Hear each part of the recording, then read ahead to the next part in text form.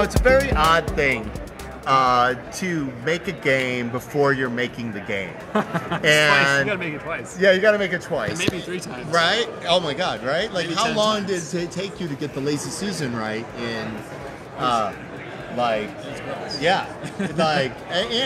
this is the largest table presence game that we have ever made. It's huge. And it's solo. So the Halo, which is called the Heads Up Assistant Logistic Orbital, or Halo, also flips out so that you can play it for solo play.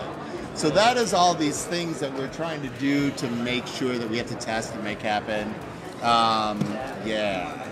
That's under consideration. When you make games, before you make games, like a prototype isn't ever the real thing. How do you make it so people know that has the promise of what the real deal is? You have to show the vision. Without having the vision. Convey the utility and the function and the durability of it as well. Right. And the quality of the graphics without having access to that. What did you do for a prototype Lazy Susan? We ordered a Lazy Susan from Amazon, and then I 3D printed like stilts that are glued into it. That's amazing! Cut holes in the tiles and they stay in there. Wow, how many of those did you make? For that one, we did about 12. Wow! And the 3D printer was going for days. Oh my gosh, that sounds crazy. Put those armor patches and other things. Yeah, no, there's a lot of love in here for this particular prototype as well. I've got Game Crafters, I've got Artiforge, I've got Muson Minis. In this 3D printer. That's 3D printer, yeah. 2 colors in there. Yeah. Do you have a 3D printer? No. Oh. I wish. I'm too poor to have a 3D printer, Becky. I don't know. Do you have one? No. Why not? I don't even have a Cricut machine. Oh no. Or a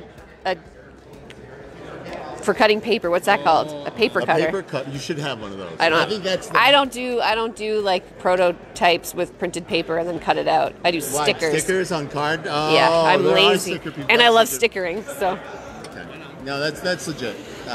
Becky, I also only ever made like 3 prototypes. So. Oh, that's okay. You gotta hook that agent up as you do this kinds of stuff. Oh. Yeah. Boom. We're doing all this. And my monies. Yeah. Yep. Those are action coins. I'm glad that you got that they were money. They communicated money. They're gold.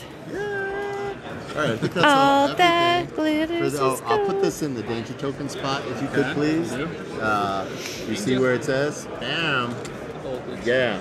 So, speaking with Adam, I have a question for you that I've been thinking about a lot lately.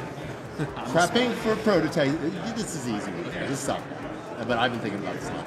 What do you think is one of the main areas to put a lot of effort in preparing for an out-of-company playtest? You know, the in-company ones, you have a lot of eggs. Yeah! The rule book is super important. Even if you're going to be there, like... If you're going to be there... So if it's a blind...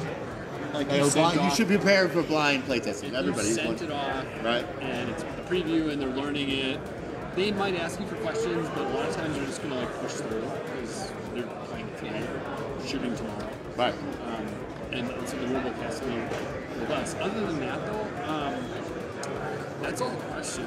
I like. What do you think? Yeah. I think people, if you're designing games, should work on things that reduce mental load. That's the overall principle. And one of the ones that I did not prioritize enough until recently is reference cards. So people do not have to remember what you are saying. They can follow along and they can see it. And I think that's a really low-hanging fruit and a good idea for folks. Yeah. I like that a lot. Yeah. So reference cards is a new one for me. And your teach. I think you should be ready with your teach before showing up. I think it's a big deal. But you had covered that also in the rules. Like, it's a big deal. Yeah. I think everybody likes to make components. Yeah. Right? You could be a stickerer. Yeah. Or whatever else.